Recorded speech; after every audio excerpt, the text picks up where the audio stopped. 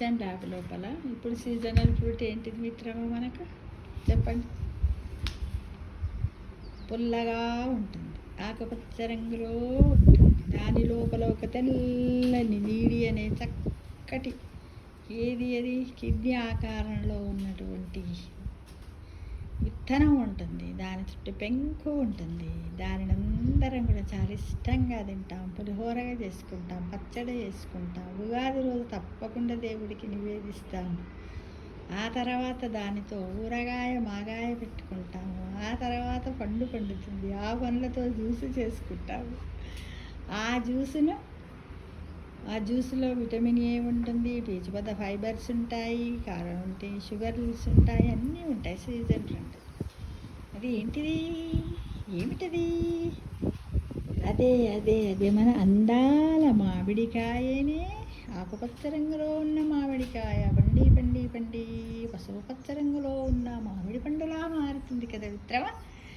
అయితే దానితో మనం స్పెషల్గా మనం ఏంటేంటి చాలా రకాలు చేసుకుంటాం. చిన్నప్పుడు మామిడి పండ్ల రసాన్ని పిండి ఒక పాలిథిన్ పేపర్పై నూనె రాసి దాని మీద అట్టులా పోసేవాళ్ళం మిత్రమా. అవే ఇప్పుడు మనకు షాపుల్లో దొరుకుతూ ఉన్నాయి కదా.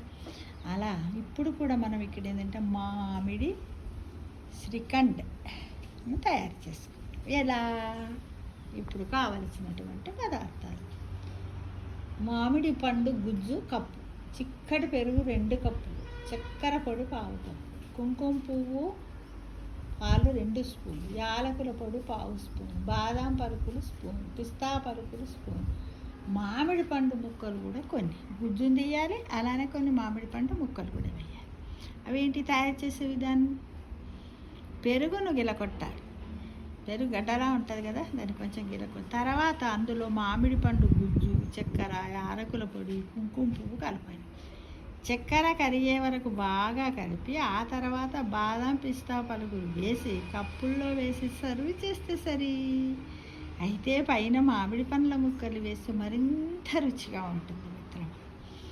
ఇలా చేసుకోవచ్చు. అంటే వీటిని ముక్కల్లానే వేసుకోవాలా అంటే అలా కాకుండా కూడా ఏంటిది, ఇప్పుడు మనము పిస్తా ఇవన్నీ ఉన్నాయి కదా, యాలకుల పొడి, బాదాం, వీటిని అన్నింటిని కూడా ఒకసారి గ్రైండ్ కూడా చేసుకోవచ్చు. అవసరం అనుకుంటే మనం కస్టర్డ్ పౌడర్ను కూడా వేసుకుంటే కూడా టేస్టీగా ఉంటుంది. పెరిగే కాకుండా ఇది పుల్లగా అది పుల్లగా అని అనుకున్న వాళ్ళు కొంచెం పాలు యాడ్ చేసినా కూడా టేస్టీగా ఉంటుంది. ఇవి చేస్తే కూడా టేస్ట్గా ఉంటుంది. దీన్ని కూడా ఇప్పుడు పిల్లలు ఎప్పటికీ ఐస్ క్రీమ్ ఇవ్వమంటారు. చిన్న కప్పుల్లో పోసి ఫ్రిడ్జ్లో పెట్టి నెలలో 1-2 సార్లు చేసి పిల్లలకి ఇచ్చి పైన గార్నిష్ లాగా కొన్ని ముక్కలు ఇవన్నీ వేస్తే ఐస్ క్రీమ్ చక్కగా తింటారు మిత్రులు. చాలా బాగుంటుంది, టేస్టీగా ఉంటుంది. అన్ని ఏజ్ల వాళ్ళు కూడా తినచ్చు. మామిడి పండు తినలేని వాళ్ళకి ఈ విధంగా కూడా తినడానికి మనము పిల్లలను ప్రోత్సహించాలి. దాని పేరు మామిడి శ్రీఖండ్ అని. చాలా బాగుంటుంది. ఒకసారి చేసి చూడండి. ఇప్పుడు సీజన్ కదా, వచ్చిన తర్వాత ఒకసారి చెయ్యండి.